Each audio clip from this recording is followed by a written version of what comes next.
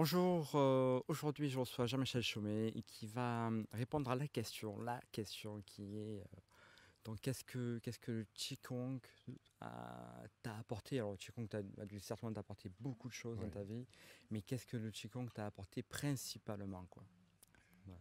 Alors, qu'est-ce que le Qigong m'a apporté? C'est effectivement une question difficile parce que ça m'a apporté plein de choses, bien sûr. Et Mhm. ça va être forcément réducteur par rapport à.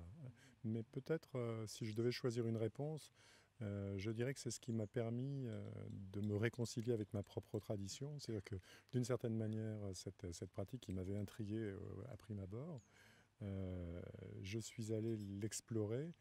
Parce que je me suis dit, les sociétés traditionnelles, qu'elles soient en Orient ou en Occident, ne sont peut-être pas si différentes que ça. La différence est surtout entre monde moderne et monde traditionnel. Mais dans les sociétés traditionnelles, j'ai l'impression que les visions reposent sur des principes un peu communs, comme par exemple la médecine ayurvédique, la médecine chinoise, ou bien la médecine de Galien ou Mhm. d'Avicenne ici, ou de Paracelse.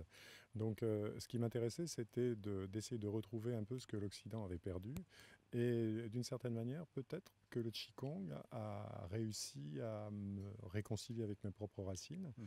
euh, justement par les réponses, les éclairages, les angles d'approche qu'il pouvait donner. Et puis aussi parce que l'énergétique qui nous restait en Occident, bah, c'était celle qu'on connaissait un peu dans les cathédrales, dans les constructions, etc. Et que là, bien, c'était l'homme lui-même qui devenait une cathédrale. Voilà, Mhm. c'est peut-être Et ça. oui, oui, c'est ça, la construction de votre propre Voilà, temple, exactement. c'est ça. Super. Merci beaucoup, Jean-Michel. Merci aussi. Merci, belle journée, à très bientôt.